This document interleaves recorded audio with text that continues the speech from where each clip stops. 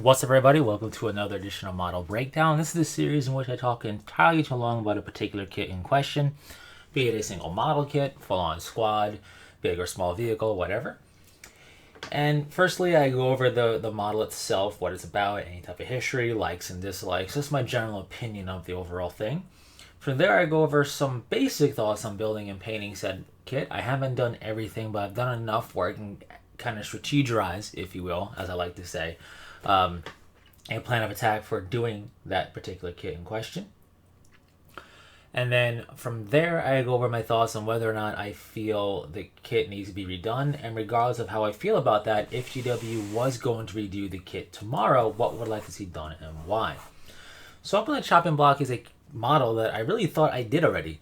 And I know I did the old version, but I thought I did this new version on a couple of occasions. And every time I look, I see I haven't, and I'm always surprised. So here we are, talking about the new / current model for Ragnar Blackmane, Space Wolf, special character Wolf Lord, and Primaris.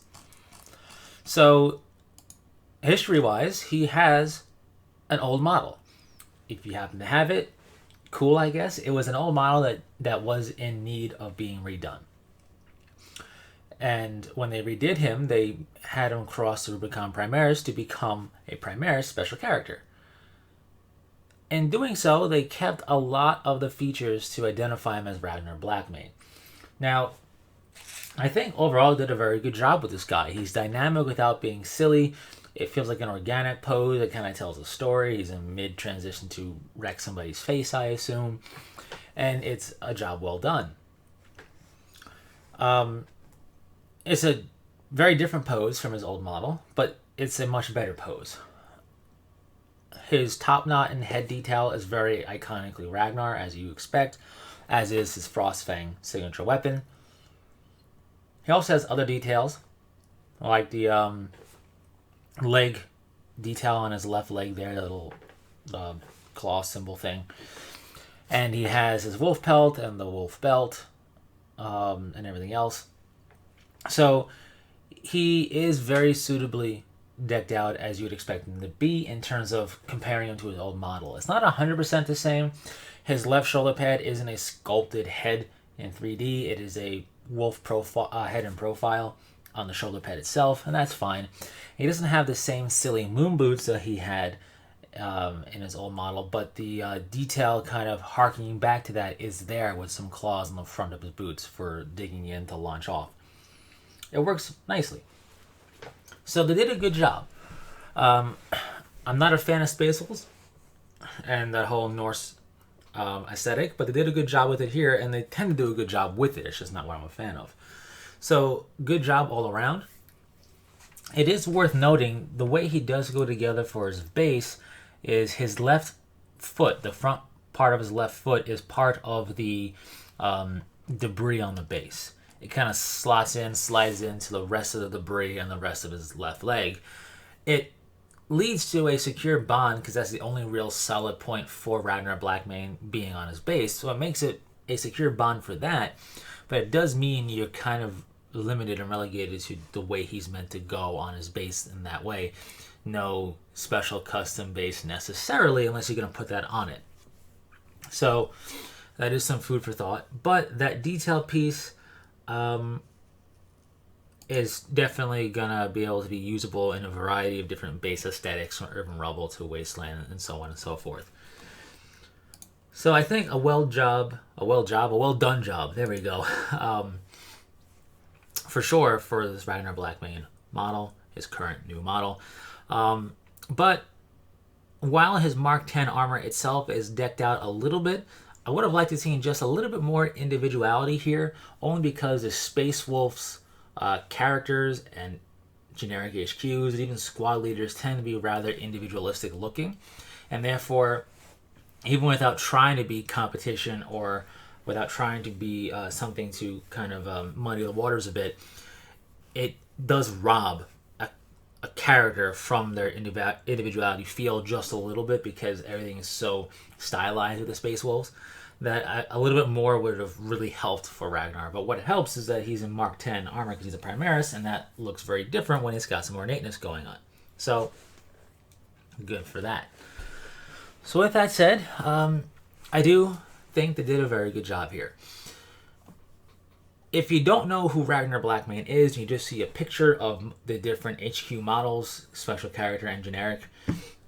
You were asked to pick 3 of those models that you think would be a special character with a name and everything. You might pass over Ragnar Blackmane. But it doesn't mean he's generic and boring looking. No, it's just that part of what makes him iconic is knowing who Ragnar Blackmane is. So you see his face and you see his weapon and you go, that's Ragnar. And then you see the other detail on the model and you go, yep, for sure. But still, job well done. So in building and painting this guy, you're definitely going to want to dry fit things. You want to make sure everything goes together the way it's intended and it feels right. So when you put glue to it, it's handled very nicely. And on top of that, you really want to see what it is that you might want to leave off and paint separately. I'm a big believer in painting in sub-assemblies or just painting certain bits by themselves, then attach later and maybe do some touch-up work if needed. But other people aren't, and I know this. But I do recommend treating it as a case-by-case basis with all your models. Meaning, maybe for tactical marines or intercessors, you build the whole thing, right? And then you paint it up. But here with the character, dry fit it first and see, you know what, I'll leave the backpack and the wolf pelt off and paint those separate and then glue it to the rest of the model when it's done. Or you might not. It's up to you, obviously, what you feel comfortable with. I just highly recommend doing that just because the level of detail that's on these things is high in general. And it's always nice to be able to get to all of it and not feel like you are limiting yourself or blocking things. I also recommend painting from what I call dirty to neat whenever you have things built or partially built. And what I mean by dirty to neat is not weathering, because you do weathering, or I do weathering anyway after I'm done painting up the model. But when I say dirty to neat, what I mean is the way in which you paint, the style in which you're painting. Not so much the style, the technique. There we go, that's the way to put it. Because, for example, doing wolf pelts or cloth or even faces and hair, you can benefit from using, standard paint style as well as dry brushing and washes and stuff can all come together very nicely, and it can be a little bit messy on the model. So do that stuff first and then come back in and neaten up and go down the line. That's what I mean by dirty to neat. I just find it to be easier with less touch-up required. Anyways, with that said, dry fit, sub-assembly potentially, and dirty to neat, and you should be fine for most things, including Ragnar Blackmane. So, with that said, that's all I got to say on building and painting. It's nothing crazy. I don't have any real suggestions for doing the armor colored, really. I mean, Space Wolves have, an armor color, as you would expect them to. And there is rust gray and Primaris gray paints and all that jazz. So there's plenty of colors right out the gate from GW where you'll be fine. You don't have to feel like you mix things necessarily. And even if you do contrasting, there is Spaceless gray in contrast. So I don't necessarily think it would be too difficult to try and figure it out. When it comes to Space Wolves' main armor color, just to kind of dwell on this a little bit longer, it's showcased in a couple of different shades, to be honest with you. Ragnar Blackmane's Space Wolf armor color is a little bit brighter, or lighter, whatever you want to call it, than perhaps what we see on some of the other Space Wolf models out there, right? If you look at the Space Wolf pack is almost a little bit grayer and less blue, and then there are some things out there such as other special characters or HQ pieces that almost feel like a more blue than gray, or just darker toned, and that really is going to be a case-by-case basis, I feel, in terms of your preference for how you like your Space Wolf gray to be. So, as a result, kind of do it how you feel in terms of do you want it to be a light blue gray, a darker gray blue, whatever it is, it kind of works out. There's a bit of a spectrum, is what I'm saying, and I've seen it on different Space Wolf collectors out there in person, but all of it still looks distinctly Space Wolf. So that's all I'll say about their main armor color. I've noticed that amongst them, particular, and a couple other chapters that I can't think of at the moment because I'm not talking about them right now, in which that happens. Anyways, with all that said, do I think this model needs to be redone? I do not, because it is a new model. It's its current model, but it's a much newer model for sure. I think they did a good job with it. However, if GW decided, okay, let's knock this up a notch and redo it, I wouldn't want to see much changed. If anything, his old armor on the cuffs of his wrists, on his forearm armor, basically, he had this diamond triangle pattern, where it's a central diamond flanked by a top and a bottom triangle, and then a diamond and top and bottom. I'm not describing it very well. I'm sure it has a term for it, but he had that going across the entirety of his forearm armor. Now he has an actual jewel on the top of his forearm armor with some ruins there that kind of, I guess, harken to that, and that's fine. But that's on like a armor plate that's on top of his forearm, and then there's kind of like a step in and the rest of the armor for the forearm underneath. That underneath portion, if it had that diamond triangle kind of pattern going on, I think would be a further way to harken back to his old model, like they've done with so many other detail pieces, and further spruce him up a bit to have him stand out. It would introduce yellow and black to his armor, so it wouldn't just be on his belt and whatever else. He actually has some yellow on his armor as well. It'll just make him pop a bit more. Maybe they did that and they thought it looked too cheesy. I don't know, but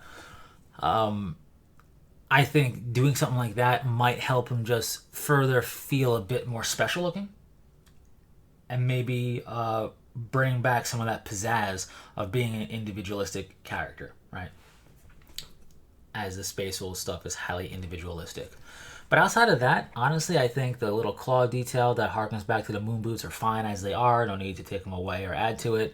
And I think everything else they've done style choice wise is fine. Maybe slightly repose his arm holding Frostfang, because as you look at him, kind of the intended way, and when I say intended way, I mean the way in which he's pictured. So kind of head on, not head on because his head is turned, but facing the bulk of his body. Frostfang is a little bit obscured. Maybe angling the sword down a little bit just to make the detail easier to see from that angle. Not a big deal at all. It's not like, oh, I can't tell what it is. It's just maybe angling it just a little bit to make the detail be easier to see and identify at more angles would be another thing. But outside of that, I think he's fine. He goes together fine. I always like to have the model separate from base detail, and his foot is a part of the base detail for his left foot. But that's just a minor personal gripe, and I'm okay with it, because the way it slots in and slides in makes for a secure bond, it looks like. So you do what you gotta do for the pose, I guess. Anyways, with that being said, that's it. Overall, really cool model, a very well redone model for Ragnar Blackmane. If you know anything about him, he's instantly identifiable, and that's always cool. So with that said, thanks very much for stopping by. And what's your thoughts on the Primaris Ragnar Blackmane model? I think he's a job well done. I think if you're a Space Wolf fan, he'd be a fine addition to your collection if you don't have him already. So with that said, leave your thoughts, subscribe if you wanna, whatever. And until next time, thanks for stopping by. Take it easy.